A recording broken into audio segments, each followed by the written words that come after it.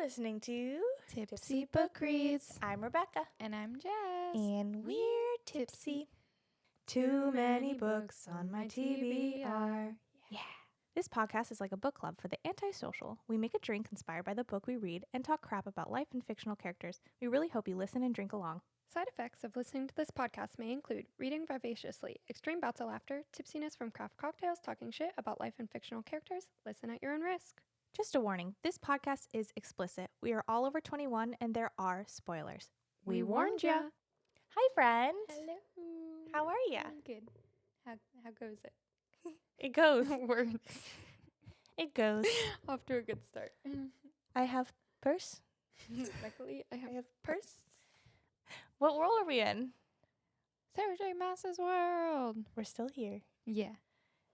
Not a bad place. I mean, it's a bad place right now. Yeah, it could be better.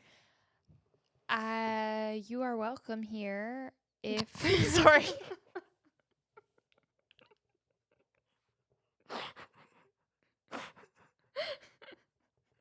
You are welcome. You are welcome here. If you have read Throne of Glass, Crown of Midnight, and Through Assassin and the Healer, or if you don't care about spoilers, then you're also welcome here. If you care about spoilers for those things, see your way out. All is welcomed here, but it's up to you if you want to stay. I like that, actually. On the same premise, a little more serious, there are trigger warnings this week of death, grooming, gore, and creepy men. I also put that as a trigger warning. Like that is just like a overarching like creepy men. Yeah. So if that's not for you, we understand. 1,000%. You in a month or so. Yeah, this is your time to go ahead and maybe subscribe to us so that when we have a new series that we're covering, you can come back for it. But yeah. So this is The Assassin and the Healer. What you drinking? So, sorry. It's not you, it's me. I'm delusional. That's what they all say. I'm not gonna lie, this isn't technically a cocktail. We are just drinking a beer this time. So drink your favorite ale because I felt like it was on par for just being in the tavern, being on a road. I would agree. Long journey, just need a nice little ale. So I think it's okay. And if this isn't, you can have a cider, seltzer, whatever you drink. Tag us and let us know what your favorite little drinky drink is. So for all you people wanting a simple drink, this is it. This is fantastic, actually. Honestly, it's hitting the spot. Just need a good beer. This is a make your own drink episode. You come up with a drink. Yeah. And tell us. For sure. But it definitely feels like an ale type of chapter. Yeah. Chapters. Story. Mini story. Anyways. Love it. That's really refreshing, actually. Yeah. My tummy. I'm being really brave. My tummy hurts. I'm so proud of you. Thank you. So this is actually, for some reason, helping. I love that. You know? Oh, no. It makes sense. I don't know. These dang cups behind me are going to be the death of me. Okay. Yrene. Yeah. Yrene motherfucking Towers. Yrene Towers. Yep. I don't regret holding off on reading this. The only story that made me feel like, damn, I kind of wish that I knew more about her past before was this one. That's absolutely fair. And like maybe Ansel's, but like this one for sure. Like, because we get so much more about her, and maybe I'm not remembering as much because I'm going to be honest. I've reread all the other books multiple times. I've never read Kale's book more than once. Understandable. So, which is just not fair. She doesn't deserve that. She doesn't deserve the Kale hate. She is not Kale hate by like adjacent. Like she deserves the love. But Yrene. Yeah. So also the way she spells her name it really messes with my brain. It's like Yrene. I know it's Yrene. But my brain doesn't like that. Yeah. I feel that. Mm-hmm. It's kind of like when nicknames for names have nothing to do with, like, the name itself. Yeah. It's like why? my brain isn't working. Yeah. That's fair. Yeah. Okay. So, our main characters in this story are Yrene Towers and Celaena, obviously. And you want to talk about what's going on in this little mini story? Yeah. I also feel like for some reason her middle name should be motherfucking because it's Yrene motherfucking Towers. Yeah. You know what I mean? Kind of epic. It just like, yeah. It flows. It flows. Not a lot of those names flow well, but hers does. Yeah, that's so true. So basically we find our lovely, beautiful, incredibly talented main character, Celaena, at a tavern because she has been sent away by he who shall not be named as a punishment and by the red flag in parentheses Arrowbin. So I do notice when I edit these, like for clips, that we don't say the names enough, and so it's like, who are specifically, we talking about? yes, like that. It's like she did, her, she, her, he, him, Who the they. hell is she? Literally, that's what it is, and like then there's zero context, and it's a really funny clip, but only if you know. Yeah. So I'm like trying to get better at saying their names. So anyways, this tavern is actually trash, like garbage.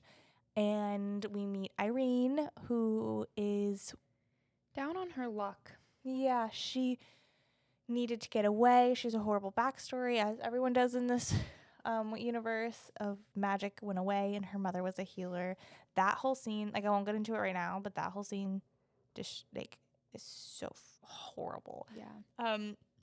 And we find how a little bit of kindness can lead to huge things. Yeah.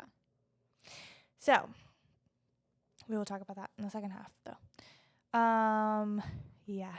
Celaena scares the crap out of Yrene. Yeah. She's like, that woman is like, I can't stop staring at her. But also, I don't want to go near her. Here's your bread. Here's your bread and your ale. Dang, that girl can drink. Yeah. The 16-year-old be putting it down. Celaena's got a hole in her chin. I don't know. Uh-huh. Yeah, literally. So, another red flag is the freaking tavern owner. Yeah, he Hate sucks. him. Trash bag. He, first of all, is just a pig. And is, like, taking advantage of women down on their luck. Just, like, trying to make money. And he also, like, doesn't clean the sheets unless there's bed bugs. Yeah. Ugh. So gross. And whatever the stew is not a yummy stew. Is not a yummy stew. Sorry. Preach. That's not a yummy stew. That is what I'm most upset about. Is the stew, okay? Yeah, quite fail of a stew. Yeah, oh my gosh. Yeah, okay. It's like, I'm picturing the stew that is at Castle Black in Game of Thrones, which I know that you're not into Game of Thrones, but some of you guys might get that. It's like when they are at the wall, it's basically just like hella watered down and like whatever meat they found just like lumped in, and it's like nasty. Not fresh. No. Okay. Trash. But you're right. And also just honestly, the people that hang around that place are not great. Not great humans. So we kind of find ourselves having an outside perspective of Celaena. Which is so cool. Yes. I love. Like a stranger of Celaena. And I really, really like that, like you said. I loved being able to like see from her perspective, because she was even like, I could feel the atmosphere the shift in the air. She's like, I could taste the violence type of thing. How cool. What a cool description. Yeah, and how like observant of her. Yeah. I loved that. But it just shows you how smart she is. It is, because like I would love to say that I would pick up on that, but I'd probably be like, la-di-da, what's going on? Well, oh shit, there's something going on. Well, I don't know if that's totally accurate. That's true. But I do think that there are times that were like that. Like when we were talking about earlier today of something that happened with me, and I knew I was doing something wrong socially, but I didn't know I was missing the cues. Yeah. And I didn't know what it was. And I still don't know what it is. There was a missing piece of the puzzle. There's a missing piece of the puzzle and no one gave it to me. and so I do feel like that in certain circumstances. Yeah. But you and I can sense a shift in mood. That's true. Like nobody's Tension and business. stuff. That's very true. Absolutely. But then there's other times, especially if I'm that many beers deep, that I'm just like 1,000%. going off of vibes. At that point. 1,000%. Yeah. I'm just like not comfortable. I'm sorry. I'm so sorry. It's okay. It's not your fault. It's me. It's a me thing. Stop saying that. But it is true. It's me. I'm the problem. Anyways. Yeah, we really can't afford her music, so do not sing it. Okay, my notes I am realizing is they're out of order of the story. Because I think because when we were going back. Yeah. So you take it away. Okay. So we were just talking about the shift in the atmosphere, right? And how smart she is. And based off what I said last episode, I will say it again. Everyone needs a Celaena in their life. I'd agree. She is just so good. And just the way that she was looking out for this complete stranger. And I also loved her entire internal dialogue about it. Like, I really don't have time for this shit. Yeah. But also, like, what's she gonna do? And she's, like, looking out for Yrene, who gets basically backed into a corner by these, like, pigs. And they're but also trying to she rob was her. looking for a fight. She was. She said herself. She was itching for it. You know, when she was angry, she had to put her anger somewhere. Yeah. Why not? At least she put it somewhere that it was deserved, Yeah. you know? Agreed. I love that for her. Yeah, me too. And she got the fight she was looking for. And it was a good one. It was, but it was sad that it needed to happen. But the most incredible part is that she took the time to teach Yrene, like, okay, here's what we're going to do. We're going to learn some self-defense. And it was good tips. It was. They were great tips. 100%. And then also the fact that she's like, the way you can repay me is teaching this to every woman that you come in contact with. And I absolutely love that. Love. And she, just by doing that, has probably saved so many women, like, by extension, you know? I want a self-defense class taught by Celaena. Yeah. You know what they should be doing at those, like, romantic-y balls? A self-defense class. Oh, my God, yes. That's such a great idea. I think so. Yeah. We should tell them. We should. Okay. If you're watching this. Yeah, Sarah Natalie. Self-defense. That would be great. To your roster. I mean, I totally think people would be interested I would. in that. Absolutely. Because it's also in, like, a fun, like, lighthearted way. But, yeah, like, like, legitimately. yeah. These could save your life. But also, taught by you can Celaena. dress up like an assassin when you come. Yeah. That's so smart. Thank you. Anyways, yeah, so that was really cool. And then, like you were talking about Irene's backstory, just hearing kind of what she's gone through and how she wanted to be a healer. And just their back and forth is really interesting. And also Yrene picking up on Celaena's, like, education and stuff because she knew the name of the healing school and said it properly. Apparently that was a key term. Yeah, and I feel like there's a lot of that, like, with Celaena. People pick up on certain things about her based on what is that? Is that your fridge? I guess it's a weird noise. Oh. Anyways, people pick up on that about Celaena a lot based on, like, she's just really educated and she like knows lots of languages and can, like, emulate the accents perfectly and everything. So I think that that's interesting, just kind of their back and forth of, like, picking up on things about each other. I also thought it was really funny that one of the remarks Celaena made towards Yrene was, "You stupid girl. You put yourself in danger by going into an alley by yourself." And I wanted Yrene to look at her and say, You you stupid girl, I have no other choice. But she didn't. That would have been great. Yeah. Dang. I know. Also, we learned just how much Yrene kicked the shit out of Celaena. Yeah. Because she took her cloak off. Oh, I should have worn my cloak. Dang. Yeah. She took her cloak off, and Yrene was like, "Oh, this is bad. Like, she's beautiful, but she would be like, she's blue." That's horrible. Yeah, well, we get a little yeah, we don't even know what happened. No. So that's another thing, like, in this entire freaking thing, you don't hear anything about those bruises. Yeah. You just know she was bruised up the crap out of. Yeah, that's horrible. Yeah. Yikes. I loved, though, continuing on the self-defense, that she was able to use it in real life. Yes. And Celaena had so much faith in her. She was just like, go off, girl. Oh, your move. Literally a knife to Yrene's throat, and Celaena's sitting there like, go ahead. I'm waiting on you. And Yrene's like, what the frick? This girl is crazy. Yeah, she is psycho. Can you please intervene? I was not. And she was just like, oh, I thought it. Celaena was telling Yrene, I thought it would be good to have some life experience. I will say, when I was listening to this part, I was yelling at Yrene, basically, use your freaking tools that she was just teaching you. Do it.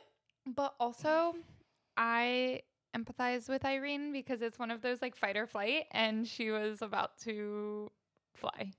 And I loved Celaena's other remark saying, but now you know you can. And I was like, that's so good. Yeah.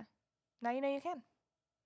Not Celaena just like killing a bunch of randos and being like, the rats will eat them. It's fine. Yeah, literally so gross later. Like, no one cares about these people. Oh, goodbye. Gosh, that's so gross. Dang, okay. I guess, do we want to talk about her backstory a little bit more and then go into top secret rest of the series? Let's do it. Top secret moment. Okay. Her poor mother. And the way she described it as being a healer and a lover, and like even she didn't believe in charging people for something that she was given as a gift. Right. I was like, wow, that's how cool. That's a very cool way to look at that. And then her first and last life she took was to give her time to run. And she was burned at the stake. So were they like thinking she was a witch? Right. Because she's a healer. She'd be making potions. Yep. I don't know. Dang. How horrible. Yeah, it is pretty horrible. Pretty bad.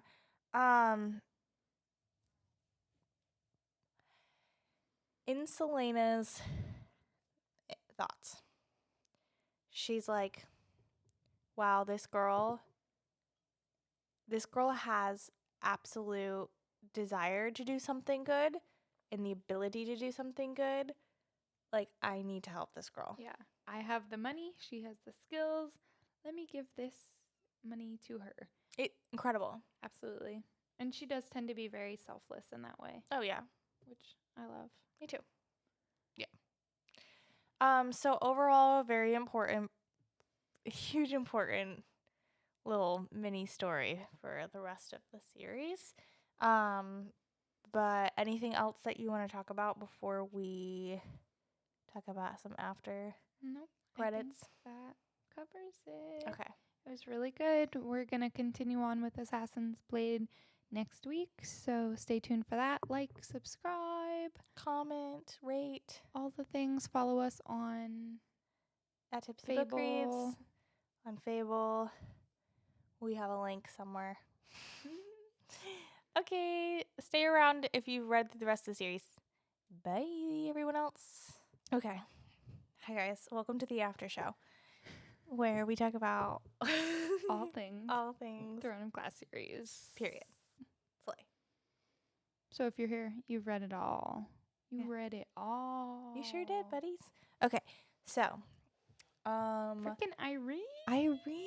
And I feel like I don't have as many notes on this section, but I love, like, just reading how everything intertwines into the later half of the series and how just the little seeds that Celaena planted throughout without her even having any idea of what was going to happen in the long run. And her note says, the world needs more healers. This girl, you have no idea. The key to winning everything is Yrene Towers. Yeah. And that little bit of money that you gave her, which was probably a lot, but still, that little act of kindness that you didn't have to do saved the entire world. Yeah. That is the coolest freaking part of this entire series. The biggest domino effect. It's just like, I love the concept of how small little acts of kindness can result to being huge. Yeah, huge. Yeah, literally life or death. Mm-hmm. The difference between saving the world and not. Yeah. Yeah. It's honestly so epic. And I'm so glad that you read it now because I remember reading through it the first time, and when I got to Irene's part, I was like, wait, I know her. I'm depressed that I'm done with the series. Yeah. Yeah, I'm sad. Oh, I'm sorry. It's okay. I knew I was going to feel like this. This is why I didn't want to read it. But I'm glad that I did read it. You know what I mean? Yeah. But just, can I talk about the fact that my notes call the Vogs trash pandas? I love that. I said, that was really fast. The quick few chapters was the actual story of how they defeated the trash pandas. That's so funny. If anyone read my notes, they would be like, this girl is actually insane. Does she even know words? A coherent thought? Does she know what anything is called? Yikes. No. I mean, it makes sense in my brain. I like it. Literally, see? Already a mistake there. I fixed it. You won't see it. I couldn't see it anyways. But, yeah, that's wild. How does she end up with Kale? She deserves better. She does deserve better, but he kind of comes around. He's not as trashy. I feel like some people just need the right person to tether them to. He couldn't handle an assassin, so he had to have a healer. Yeah. The exact opposite. Yeah. Yikes. I'm not mad about it. I'm not either, but he's kind of yikes. Yeah, he is yikes. He is a little bit of a red flag. Until we talk about him jumping into the other dimension to save Fleetfoot. Yeah. Fleet Fox. Yeah, that's his green flag moment. Mm-hmm. I almost said green foot moment. Not green foot. Oh my gosh. Alrighty. But yeah, I love Yrene, and she's so badass. Also, I love that she has a Scottish accent in the audio. The freaking accents. The accents that are... Listen, I love this narrator. Don't get me wrong. One of the best. Okay. But I can't. I was so confused at first. And also, in the first short story, in one of the short stories, Philip, the bodyguard or whatever, later on, had the same accent as Grave. Yes. And I was like, wait, who is this?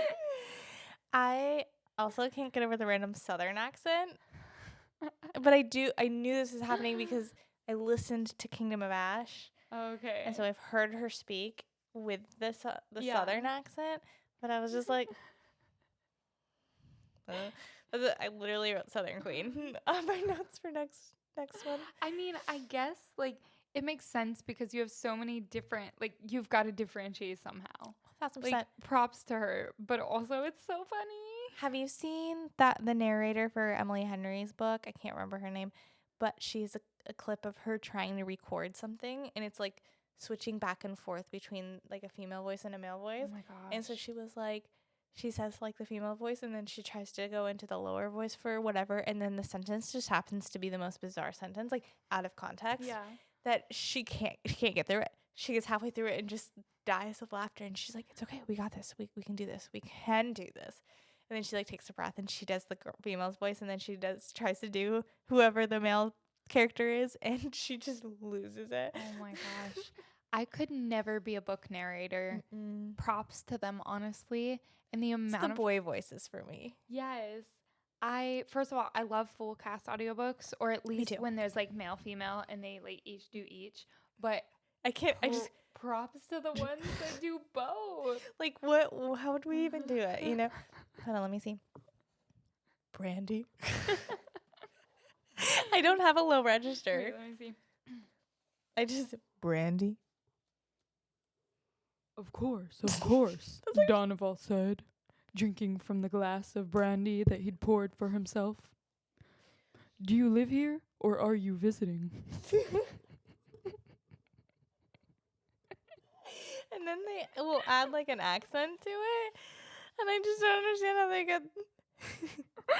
Not one for chit chat.